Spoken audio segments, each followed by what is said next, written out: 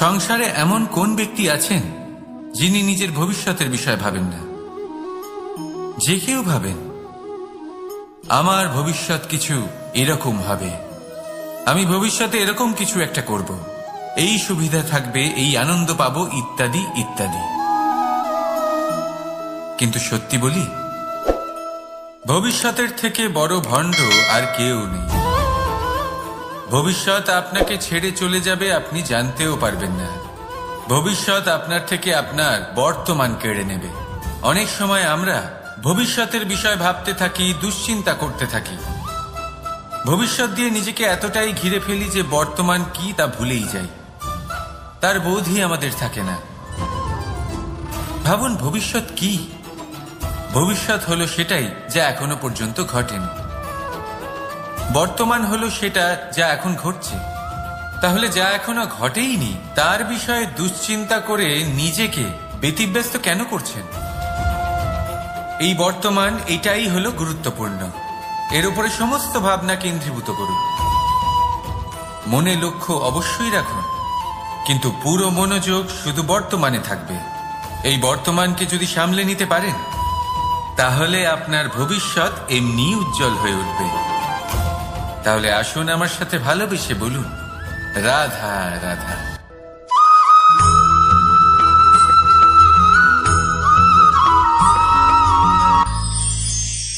আমরা অনেকবার লোকের থেকে এই কথা শুনেছি, জীবনে যখনই ধন অর্জন করবে বাঁচিয়ে রাখবে। কি হয়, কঠিন পরিস্থিতিতে আপনার খারাপ সময় তা আপনার কাজে আসে। কিন্তু এই কথা কি 100% সত্যি?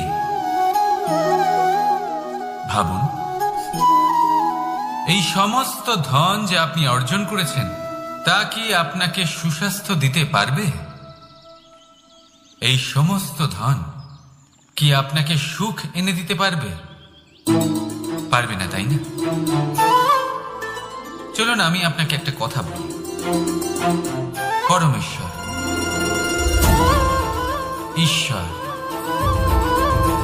যদি এই ঈশ্বরের ওপর আপনি বিশ্বাস রাখেন, সর্বদাই ভালো কাজ করেন, সবার মধ্যে প্রেম ছড়িয়ে দেন, আর সবার জন্য শুধু ও শুধুমাত্র শুভ কামনা করেন, তাহলে আপনার সাথে কখনো কোনো খারাপ হতে পারে না। তাই সময় বদলান, সময় বদলানোর উপকরণ নয়। আর ভালোবেসে বলুন, রাধা রাধা।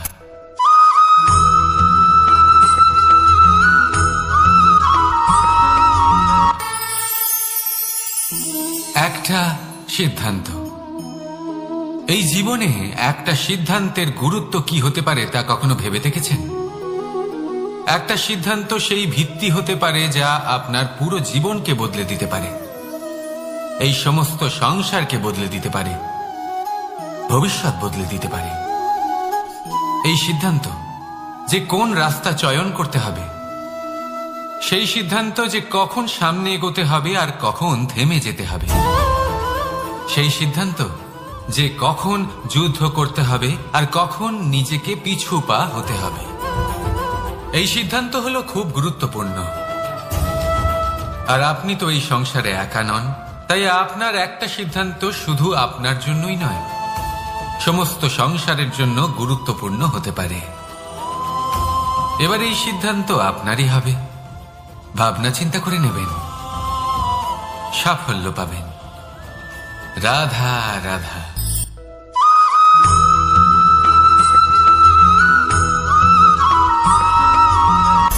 অনেকবার আমাদের দৃষ্টিভঙ্গি এমন হয়ে থাকে যে আমাদের আসল সত্যের থেকে অনেকটা দূরে নিয়ে যায়। আমরা যেরকম দেখি সেরকম সবসময় হয় না। এবারে দেখুন না, আমরা মানুষেরা, আমাদের ভালো লাগে, আমরা কোথাও গেলাম, আমাদের স্বাগত জানানো হলো, আমাদের প্রশংসা করা হলো, কেউ আমাদের দিকে হাসি মুখে তাকালো, আমাদের ভালোবাসলো, আমাদের ভালো লাগে। কিন্তু যদি কেউ ক্রুদ্ধ হয়, কটাক্ষ করে, ব্যঙ্গ করে, তাহলে আমরা তক্ষুনি তাকে নিজের শত্রু ভেবে ফেলি, তার উপরে ক্রুদ্ধ হয়ে যাই। একটা কথা মনে রাখবেন, এই হাসি সবার জন্যই হয়। আপনি তাদেরকেও হাসি উপহার দিতে পারেন যাদের আপনি চেনেন, তাদেরও দিতে পারেন যাদের আপনি চেনেন না। ছোটদের দিতে পারেন, বড়দের দিতে পারেন, সবার জন্যই হলো এই হাসি। কিন্তু ক্রোধ, ক্রোধ তাদের উপরেই আসে যাদের আমরা জীবনে কখনো হারাতে চাই না, যাদেরকে আমরা অসম্ভব ভালোবাসি, যাদের জন্য আমরা আশা করি যে তাদের জীবনের পরবর্তী সময় সব সময় সুখময় হোক, উজ্জ্বল হোক। সেই জন্য আপনার জীবনের সমস্ত সেই ব্যক্তি যারা আপনার উপরে ক্রুদ্ধ হন, কটাক্ষ করেন, জরুরি নয় তিনি আপনার শত্রুই হবেন। হতে পারে সে হলো আপনার শুভাকাঙ্ক্ষী, যিনি আপনার শুধুমাত্র ভালোই চান, যিনি আপনার জন্য একটা সুন্দর ভবিষ্যৎ চান। সেই জন্য সব সময় মন দিয়ে অন্যের কথা বোঝার প্রয়াস করুন। আপনি জানতে পারবেন তাদের কর্মের ধর্ম কি হতে পারে, আপনি জানতে পারবেন তাদের ক্রোধের মর্ম কি হতে পারে। রাধা রাধা।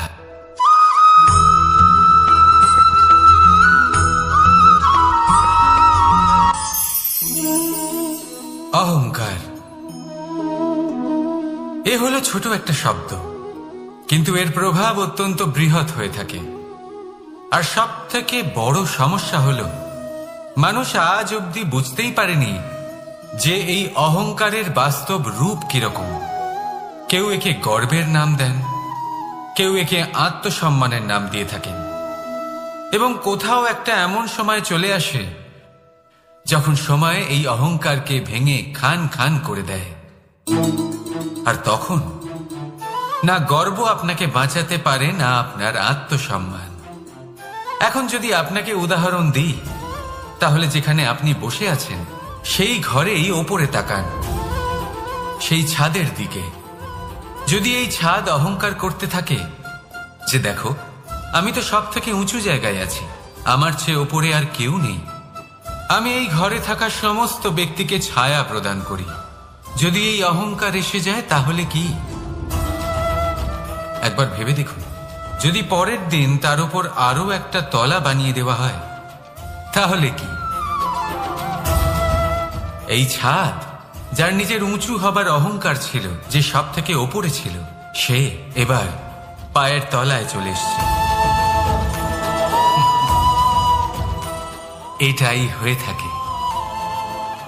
মনে কখনোই অহংকার পোষণ করবেন না। যদি মনের মধ্যে কিছু রাখতে চান তাহলে প্রেমের ভাব রাখুন, স্নেহ রাখুন। এই অহংকারকে আপনি যা ইচ্ছে নাম দিন, গর্ব হোক, আত্মসম্মান হোক, এর দ্বারা আপনার কোনোভাবেই কোনো লাভ হবে না। তাহলে এই অহংকারকে ত্যাগ করুন আর আমার সাথে ভালোবেসে বলুন রাধা রাধা।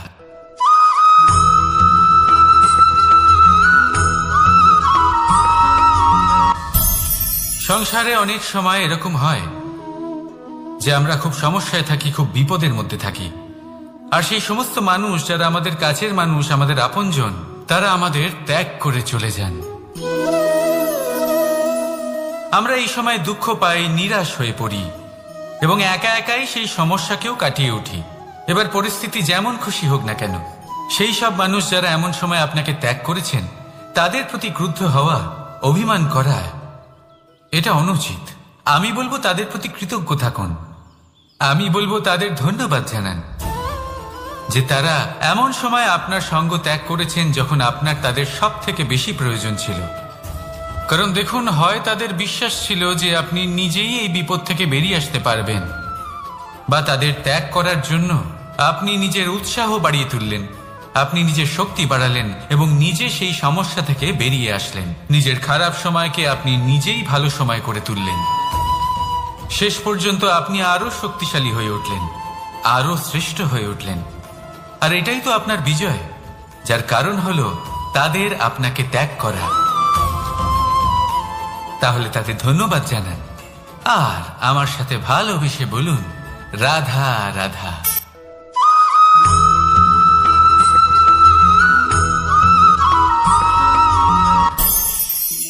অনেক সময় যখন আমরা কর্ম করি সাফল্য লাভ করি, কঠিন পরীক্ষায় উত্তীর্ণ হই, বড় কাজ করি, আমাদের মনে হয় এই সংসার আমাদের একটু প্রশংসা করুক, ভালো লাগে। অনেকবার মনে হয় এটা হলো আমাদের কর্মের ফলই বটে, আমরা আনন্দ পাই। কিন্তু যখন আমরা এই প্রশংসা পাই না, তখন কি হয়? আমরা দুঃখী হয়ে যাই, ভেঙে পড়ি।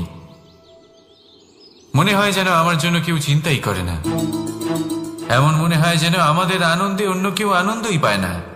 অনেক রকম ভাবনা আসে। কিন্তু আমি আপনাকে একটা প্রশ্ন করতে চাই, আপনি যে কাজই করেন না কেন, যে কর্মই করেন না কেন, তা কি শুধুমাত্র প্রশংসার জন্য করেন? যদি এরকম হয়ে থাকে তাহলে সেই ভাবনা এক্ষুনি ত্যাগ করুন, কারণ এই প্রকৃতি আমাদের অন্য শিক্ষা দেয়।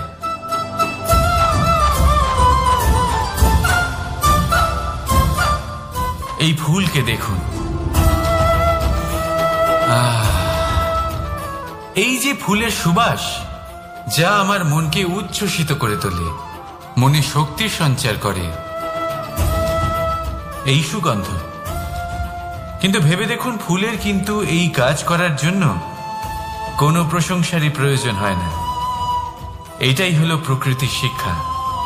যিনি সৎ হন, সৎকর্ম করেন, তার কোনো প্রশংসার প্রয়োজন হয় না, কারণ ওনার কর্মই হলো ওনার সুবাস।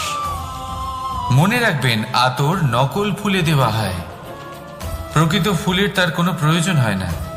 সেইভাবেই আপনিও কর্ম করতে থাকুন শুভ চিন্তা নিয়ে। এই মনকে সব সময় শান্ত রাখুন, স্বচ্ছ রাখুন। যদি এরকম করেন তাহলে আপনার কর্ম এমন সুবাস ছড়াবে যে আপনার জীবনে শুধু এবং শুধুমাত্র আনন্দই থাকবে। তাহলে এই আনন্দ সহকারে বলুন, রাধা রাধা।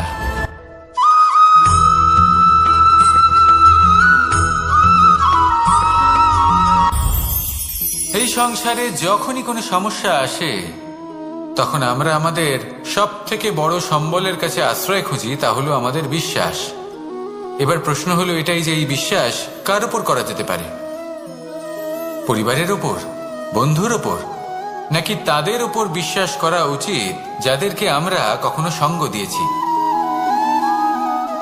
দেখুন, এই সংসারে বিপদের সম্মুখীন হলে কে আপনাকে সাহায্য করবে সেটা নির্বাচন করা আপনার হাতে নেই। সেটা সেই সকল ব্যক্তির উপর নির্ভরশীল যে তারা আপনাকে সাহায্য করবে নাকি করবে না। অর্থাৎ যখনই কোনো বিপদ আসে, সর্বপ্রথম তার সম্মুখীন আমাদের নিজেকেই হতে হয়, আর তার জন্য প্রস্তুত থাকা প্রয়োজনীয়। সেই শক্তি, সেই সাহস অর্জন করা প্রয়োজনীয়। দেখুন, যখনই অন্ধকার আসে তখন সবার আগে কে আপনাকে ত্যাগ করে চলে যায়?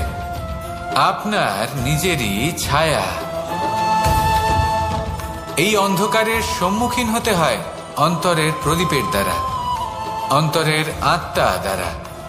তবেই আপনি অন্ধকারের ওপর জয়লাভ করতে পারবেন। সেই জন্য যে বিপদই আসুক না কেন, নিজেকে তার জন্য প্রস্তুত রাখা উচিত। সেই সাহস নিয়ে আসুন।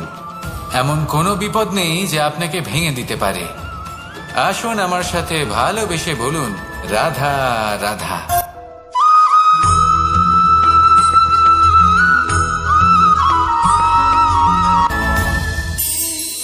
এই সংসারে এমন কোনো পর্বত নেই যা এতটাই উঁচু যে মানুষ তার শিখরে পৌঁছতে পারবে না, তাকে অতিক্রম করতে পারবে না। এই সংসারে এমন কোনো সাগর নেই যা কিনা এতটাই গভীর যেখানে মানুষ তার তলদেশে পৌঁছে ফিরে আসতে পারবে না।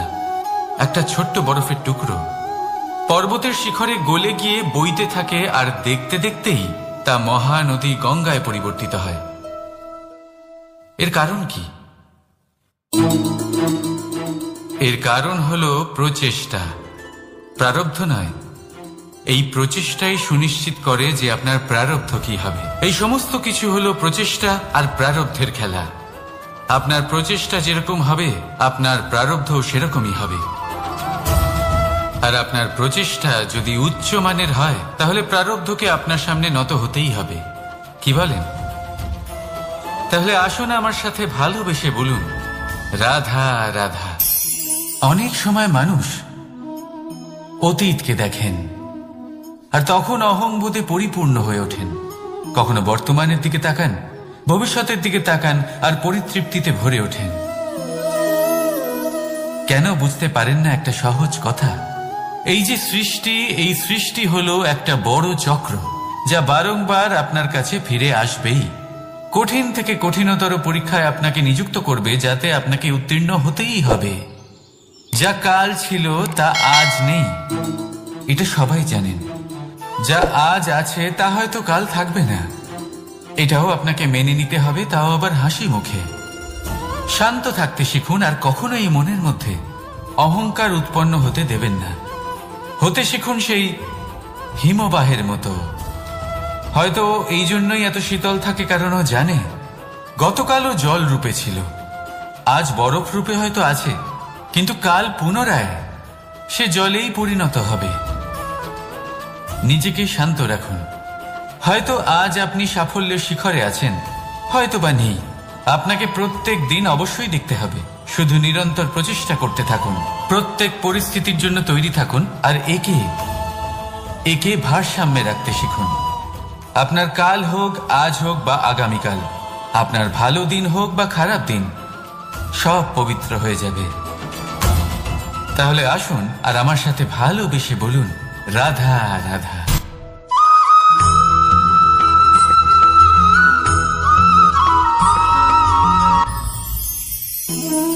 জীবনে ক্ষমা চাওয়া তাও কিছুটা সহজ, ক্ষমা করতে পারা অত্যন্ত কঠিন।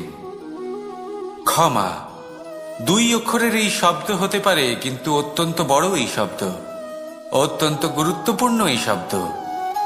কখনো কখনো অন্য কাউকে ক্ষমা করে দেওয়া তাও কিছুটা সহজ কাজ, কিন্তু নিজেকে ক্ষমা করতে পারা অত্যন্ত কঠিন হয়ে দাঁড়ায়। অতীতে যদি আমাদের এমন কোনো ভুল হয় যে কারণে আমরা নিজেকে ক্ষমা করতে পারি না, অনেক সময় এমন কিছু ভুল করে বসি যে বিষয় শুধু আমরাই জানি, কিন্তু আমরা নিজেকে ক্ষমাই করতে পারি না, আর আমাদের বিকাশ সেখানে স্তব্ধ হয়ে যায়। কারণ যদি আপনি ক্ষমা করতে না শেখেন, নিজেকে ক্ষমা যদি না করতে পারেন, তাহলে তা আপনার জীবনের সবথেকে বড় বাধা হয়ে দাঁড়াবে। সেই জন্য জীবনে অবশ্যই শিখুন যে কিভাবে নিজেকে ক্ষমা করতে হয়, আর শিখুন যে আগের করা ভুল আবার কি করে না করা যেতে পারে। এই মন হালকা হবে আর প্রসন্ন হয়ে বলবে, রাধা রাধা।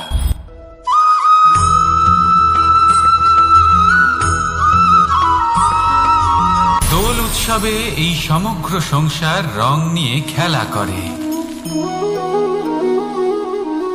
কিন্তু এই রঙের সারমর্ম এই সংসার কি জানে? কখনো দেখেছেন একটা চিন্তিত মুখ শুধুমাত্র রঙের স্পর্শ পেয়ে আনন্দিত হয়ে ওঠে? দোলে আমরা কি করি? পুরাতনকে ত্যাগ করি আর নতুনকে স্বাগত জানাই। শিশিরকে বিদায় জানিয়ে এক নতুন ঋতুকে আগমন জানাই। দুশ্চিন্তা দূর করে আসার নতুন রঙে রঙিন হয়ে ওঠা, নিজেকে আনন্দিত করা, এটাই তো হলো দোল। এবার দোলের একটা ব্যাপার আছে, দুটো রঙে একসাথে রঙিন হওয়া যায় না। একটা রং উঠলে তবেই আরেকটা রং লাগা সম্ভব। আরো একটা প্রশ্নও রয়েছে, কোন রংকে তুলে দিয়ে কোন রং মাখানো যেতে পারে? যদি আপনাকে উদাহরণ দিই, লোভের এই রং, তা যতক্ষণ লেগে থাকবে আনন্দের রং লাগতে পারবে না। যা হয়েছিল দ্বারকাবাসী এবং সামন্তক মণির মধ্যে। ভ্রান্তির রং যতক্ষণ লেগে থাকবে সত্যের রং লাগতে পারবে না, যা হয়েছে রুক্মিণীর সাথে। আর হিংসার এই রং যতক্ষণ লেগে থাকবে প্রেমের রং ততক্ষণ লাগতেই পারবে না, যা হয় আপনার আমার সবার সাথে। তাহলে আসুন একসাথে মিলে দোল পালন করি এবং সবকিছুর উপরে বিজয় লাভ করি। অন্ধকারের স্থানে আলো, ভ্রান্তির স্থানে সত্যের, হিংসার স্থানে প্রেমের, আর লোভের স্থানে আনন্দের এই সুন্দর রং মাখাই। শত্রুতা, ঘৃণা, হিংসা এই সব কিছু ত্যাগ করি আর সকলের সখা হয়ে উঠি, আর ভালোবেসে বলি শুভ দোল। হ্যাঁ, ওটা তো আমরা অবশ্যই বলবো, রাধা রাধা।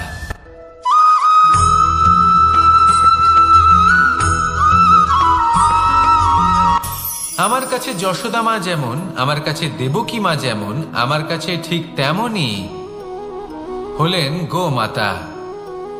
এবার ভেবে দেখার বিষয় হলো এটা যে এই সংসারে অসংখ্য প্রাণী আছে, একজন গাইকে একজন মায়ের মর্যাদা কেন দেওয়া হয়? তাহলে এর অনেকগুলো কারণ আছে।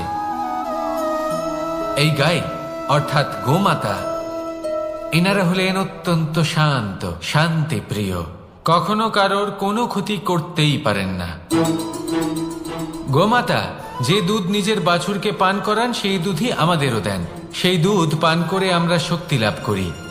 এই দুধ থেকে আমরা মাখন, ঘি, পায়েস এইসব সুস্বাদু খাবার লাভ করি।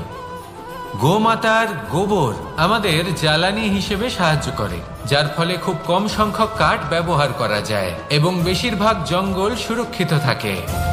গোমাতার গোমূত্র সেটাও আমাদের কাছে লাভজনক। এর দ্বারা আমরা অনেক রোগ থেকে মুক্তি লাভ করতে পারি। গোমাতা যখন একটি বাছুরকে জন্ম দেন তখন সেই বড় হয়ে আমাদের ক্ষেত কর্ষণ করে।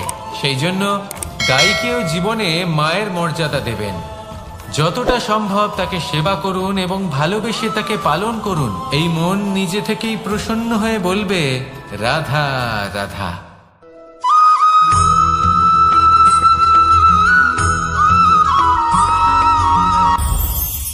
এই সংসারে যখনই কোনো সমস্যা আসে তখন আমরা আমাদের সব থেকে বড় সম্বলের কাছে আশ্রয় খুঁজি, তা হলো আমাদের বিশ্বাস।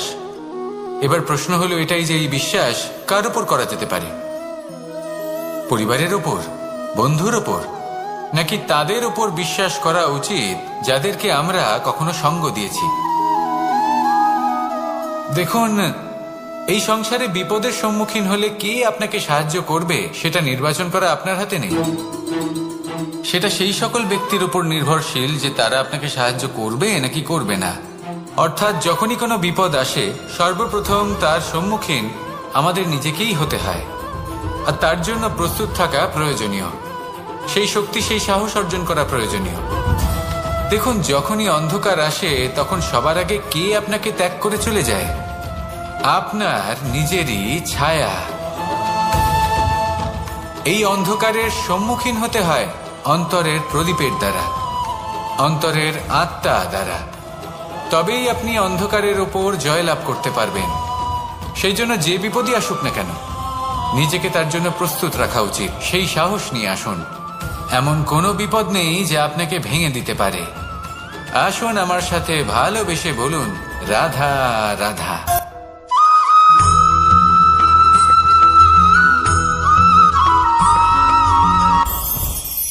মুঠো হাতের শক্তি বেশি, মুঠো খুললেই তা দুর্বল। তা এমন কি থাকা উচিত এই বন্ধ মুঠোয় যা লাখের সমান? মানসিকতা এবং স্বপ্ন। মানুষ জন্মগ্রহণ করে, তার মানসিকতা সময়ের সাথে উন্নত হয়। মানসিকতা অনুযায়ী সে স্বপ্ন দেখে, আর সেই স্বপ্ন সার্থক করতে সে পরিশ্রম করতে থাকে। কিন্তু খুব গুরুত্বপূর্ণ একটা কথা আছে যা আপনার মনে রাখা উচিত। আপনার এই মানসিকতা, আপনার এই স্বপ্ন, তা যেন আপনার নিয়ন্ত্রণে থাকে। আপনার বন্ধ মুঠোয় যেন এর লাগাম থাকে, আপনি যেন এর প্রভু হন। যদি তা হয় তবেই আপনি লাভবান হবেন। যদি এরা আপনাকে নিয়ন্ত্রণ করতে থাকে, যদি আপনার মুঠো খুলে যায়, না পথ আপনার নিয়ন্ত্রণে থাকবে, না মানসিকতা থাকবে, না স্বপ্ন নিয়ন্ত্রণে থাকবে। আর যদি তাই হয় তাহলে আপনি আপনার ভবিষ্যৎ নষ্ট করে ফেলবেন। তাই নিয়ন্ত্রণ করতে শিখুন নিজের বিচার বুদ্ধি, নিজের মানসিকতা, নিজের স্বপ্নকে।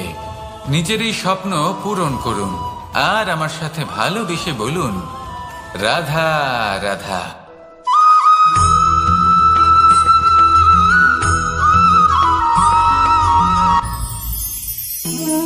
জীবনে ক্ষমা চাওয়া তাও কিছুটা সহজ, ক্ষমা করতে পারা অত্যন্ত কঠিন। ক্ষমা দুই অক্ষরের এই শব্দ হতে পারে, কিন্তু অত্যন্ত বড় এই শব্দ, অত্যন্ত গুরুত্বপূর্ণ এই শব্দ। কখনো কখনো অন্য কাউকে ক্ষমা করে দেওয়া তাও কিছুটা সহজ কাজ, কিন্তু নিজেকে ক্ষমা করতে পারা অত্যন্ত কঠিন হয়ে দাঁড়ায়। অতীতে যদি আমাদের এমন কোনো ভুল হয় যে কারণে আমরা নিজেকে ক্ষমা করতে পারি না, অনেক সময় এমন কিছু ভুল করে বসি যে বিষয় শুধু আমরাই জানি, কিন্তু আমরা নিজেকে ক্ষমাই করতে পারি না, আর আমাদের বিকাশ সেখানে স্তব্ধ হয়ে যায়। কারণ যদি আপনি ক্ষমা করতে না শেখেন, নিজেকে ক্ষমা যদি না করতে পারেন, তাহলে তা আপনার জীবনের সব থেকে বড় বাধা হয়ে দাঁড়াবে। সেই জন্য জীবনে অবশ্যই শিখুন যে কিভাবে নিজেকে ক্ষমা করতে হয়, আর শিখুন যে আগের করা ভুল আবার কি করে না করা যেতে পারে। এই মন হালকা হবে আর প্রসন্ন হয়ে বলবে, রাধা রাধা।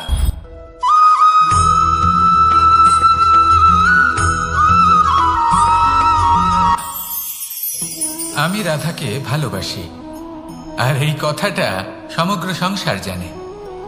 আর সময় অন্তরে লীলার দ্বারা, বিভিন্ন ঘটনা দ্বারা, কর্মের দ্বারা আমি নিজের এই ভালোবাসা রাধার সামনে প্রকাশ করি। এবার আপনি বলবেন, এসবের কি প্রয়োজন? রাধা কি এই কথা জানে না যে কৃষ্ণ তাকে কতটা ভালোবাসে? অবশ্যই জানে, কিন্তু এই যে ভালোবাসা, তা মনে রেখে দেওয়ার জন্য নয়, তা প্রকাশ করার জন্য। আর বারংবার এই ভালোবাসাকে প্রকাশ করা উচিত, উচিত সময় এবং উচিত সুযোগ দেখে। কিরকম? এবার যদি আপনি প্রেমীর সাথে কোনো উৎসবে থাকেন, তাহলে তার সাথে নৃত্য সঙ্গীত করুন। যদি ভিড়ের মাঝে থাকেন, তখন প্রেমীকে সম্মান করুন, একান্তে প্রসাধন করুন। দুঃখের সময় তার হাত ধরে থাকুন, সুখের সময় আলিঙ্গন করে রাখুন। এই প্রেম যত প্রকাশ করবেন, ততই এই প্রেমের বৃদ্ধি হবে। এই প্রেম আরো বেশি গভীর হবে, অটুট হবে। তাই এই প্রেমকে মনে নয়, আপনার জীবনে স্থান দিন। মন খুলে প্রকাশ করুন, আর আমার সাথে ভালোবেসে বলুন, রাধা রাধা।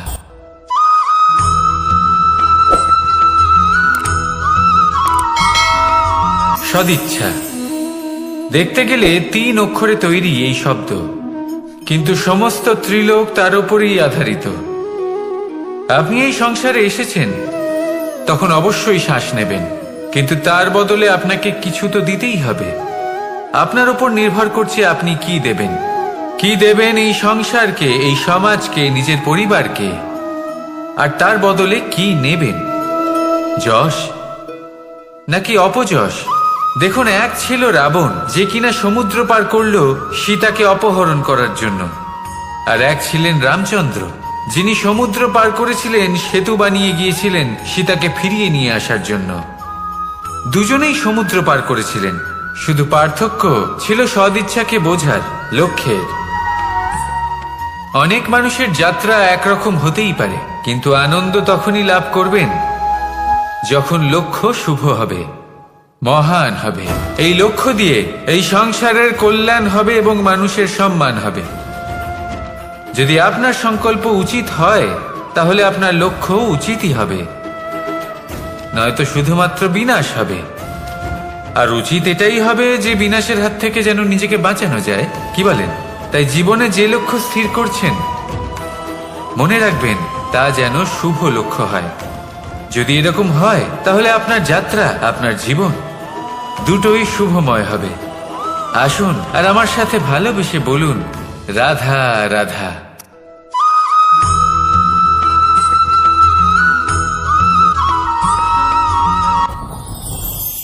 যত শক্তিশালী এই মন, তত শক্তিশালী এই শরীরও। এই যে আমাদের শরীর, এটা আসলে কি? এ হলো একটা রথের মতো। আর একটা রথ ততক্ষণ চলতে পারবে না যতক্ষণ না তাকে কোনো সারথি চালাবে। এই মন হলো শরীরের সারথি। এবার ভাবুন, যদি এই সারথি শক্তিহীন হয়, দুর্বল হয়, তাহলে এই রথের কি হবে? এটা উচিত পথে চলতে পারবে না, উচিত গতিতে চলতে পারবে না, মন মতো স্থানে এটা পৌঁছতেও পারবে না। সেই জন্য মনের শক্তি অত্যন্ত প্রয়োজনীয়। এবার মনের শক্তি আমরা কোথা থেকে লাভ করি? দৃঢ়তার শক্তি থেকে। এবার এই শক্তি আমরা কিভাবে বাড়াতে পারি? আমরা প্রতিদিন কিছু নতুন স্থির করি, কিছু ছোট, কিছু বড়। আর যেই আমরা নতুন কিছু পূর্ণ করি, আমাদের মনের শক্তি বেড়ে যায়। আর যদি পূর্ণ না করতে পারি, মনের শক্তি কমে যায়। একটা দেওয়ালের মতো। ছোট ছোট ছোট ছোট শিলা আমরা একটার পর একটা স্থাপন করে একটা দেওয়াল তৈরি করি। এতগুলো পাথর যখন একত্রিত হয়ে যায় তখন এমন এক দেওয়াল তৈরি হয় যাকে ভাঙা প্রায় অসম্ভব হয়ে দাঁড়ায়। সেরকমই হয় মন এবং দৃঢ়তা। ছোট ছোট কাজ করে নিজের লক্ষ্য পূর্ণ করুন। এই লক্ষ্য যদি পূর্ণ হয় তবে মনের শক্তি বাড়বে। কিছুটা এইভাবে যে যত বড়ই বিপদ আসুক না কেন সেই বিপদ নিজে হার মেনে নেবে, কিন্তু আপনার মন ততটাই শক্তিশালী থাকবে। তাই মনের শক্তি বাড়াতে থাকুন যাতে আপনি উচিত পথে চলতে পারেন, উচিত গতিতে চলেন আর মনোবাঞ্ছিত স্থানে পৌঁছতে পারেন। তবেই এই মন প্রসন্ন হয়ে বলবে, রাধা রাধা।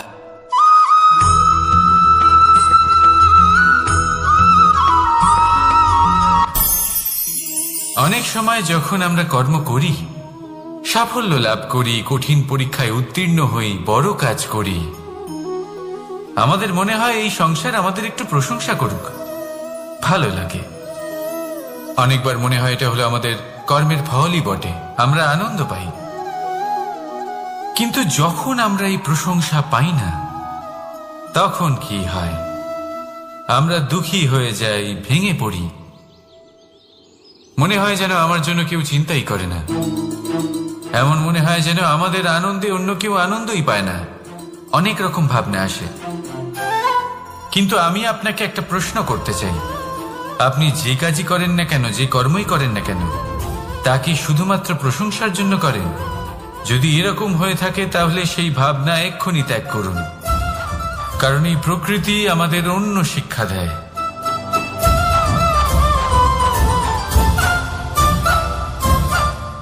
এই ফুলকে দেখুন, এই যে ফুলের সুবাস, যা আমার মনকে উচ্ছ্বসিত করে তোলে, মনে শক্তির সঞ্চার করে, এই সুগন্ধ। কিন্তু ভেবে দেখুন, ফুলের কিন্তু এই কাজ করার জন্য কোনো প্রশংসারই প্রয়োজন হয় না। এটাই হলো প্রকৃতির শিক্ষা। যিনি সৎ হন, সৎকর্ম করেন, তার কোনো প্রশংসার প্রয়োজন হয় না, কারণ ওনার কর্মই হলো ওনার সুবাস। মনে রাখবেন, আতর নকল ফুলে দেওয়া হয়, প্রকৃত ফুলের তার কোনো প্রয়োজন হয় না। সেইভাবেই আপনিও কর্ম করতে থাকুন শুভ চিন্তা নিয়ে। এই মনকে সব সময় শান্ত রাখুন, স্বচ্ছ রাখুন। যদি এরকম করেন তাহলে আপনার কর্ম এমন সুবাস ছড়াবে যে আপনার জীবনে শুধু এবং শুধুমাত্র আনন্দই থাকবে। তাহলে এই আনন্দ সহকারে বলুন, রাধা রাধা।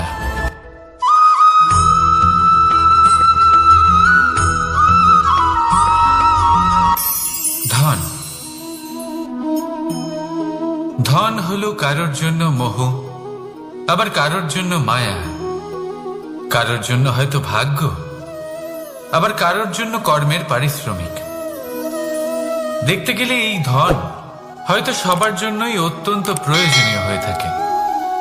সেই জন্যই তো মানুষ নিজের সমস্ত জীবন অতিবাহিত করেন এই ধন অর্জন করার জন্য।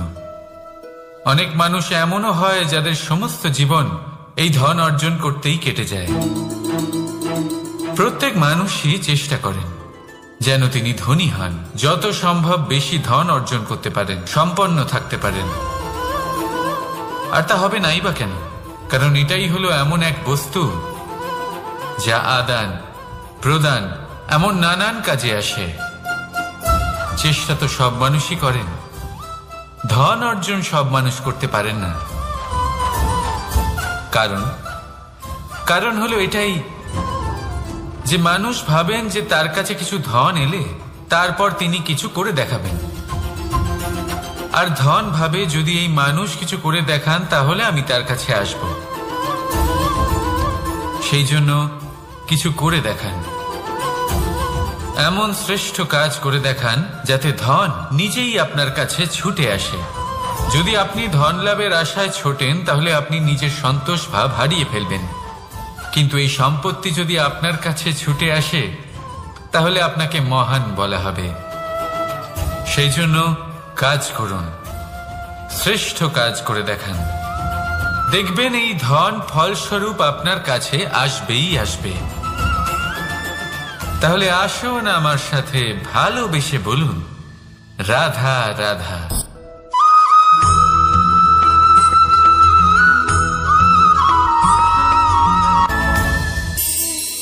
এই সংসারে এমন কোনো পর্বত নেই যা এতটাই উঁচু যে মানুষ তার শিখরে পৌঁছতে পারবে না, তাকে অতিক্রম করতে পারবে না। এই সংসারে এমন কোনো সাগর নেই যা কিনা এতটাই গভীর যেখানে মানুষ তার তলদেশে পৌঁছে ফিরে আসতে পারবে না। একটা ছোট্ট বরফের টুকরো পর্বতের শিখরে গলে গিয়ে বইতে থাকে, আর দেখতে দেখতেই তা মহানদী গঙ্গায় পরিবর্তিত হয়। এর কারণ কি? এর কারণ হলো প্রচেষ্টা, প্রারব্ধ নয়। এই প্রচেষ্টাই সুনিশ্চিত করে যে আপনার প্রারব্ধ কি হবে। এই সমস্ত কিছু হলো প্রচেষ্টা আর প্রারব্ধের খেলা। আপনার প্রচেষ্টা যেরকম হবে আপনার প্রারব্ধ সেরকমই হবে। আর আপনার প্রচেষ্টা যদি উচ্চ মানের হয় তাহলে প্রারব্ধকে আপনার সামনে নত হতেই হবে। কি বলেন? তাহলে আসুন আমার সাথে ভালোবেসে বলুন, রাধা রাধা। অনেক সময় মানুষ অতীতকে দেখেন আর তখন অহংবোধে পরিপূর্ণ হয়ে ওঠেন। কখনো বর্তমানের দিকে তাকান, ভবিষ্যতের দিকে তাকান আর পরিতৃপ্তিতে ভরে ওঠেন। কেন বুঝতে পারেন না একটা সহজ কথা? এই যে সৃষ্টি, এই সৃষ্টি হলো একটা বড় চক্র যা বারংবার আপনার কাছে ফিরে আসবেই। কঠিন থেকে কঠিনতর পরীক্ষায় আপনাকে নিযুক্ত করবে, যাতে আপনাকে উত্তীর্ণ হতেই হবে। যা কাল ছিল তা আজ নেই, এটা সবাই জানেন। যা আজ আছে তা হয়তো কাল থাকবে না, এটাও আপনাকে মেনে নিতে হবে, তাও আবার হাসি মুখে। শান্ত থাকতে শিখুন আর কখনোই মনের মধ্যে অহংকার উৎপন্ন হতে দেবেন না। হতে শিখুন সেই হিমবাহের মতো। হয়তো এই জন্যই এত শীতল থাকে, কারণ ও জানে গতকালও জল রূপে ছিল, আজ বরফ রূপে হয়তো আছে, কিন্তু কাল পুনরায় সে জলেই পরিণত হবে। নিজেকে শান্ত রাখুন। হয়তো আজ আপনি সাফল্যের শিখরে আছেন, হয়তো বা নেই। আপনাকে প্রত্যেক দিন অবশ্যই দেখতে হবে। শুধু নিরন্তর প্রচেষ্টা করতে থাকুন, প্রত্যেক পরিস্থিতির জন্য তৈরি থাকুন, আর একে ভারসাম্যে রাখতে শিখুন। আপনার কাল হোক, আজ হোক বা আগামীকাল, আপনার ভালো দিন হোক বা খারাপ দিন, সব পবিত্র হয়ে যাবে। তাহলে আসুন আর আমার সাথে ভালোবেসে বলুন, রাধা রাধা।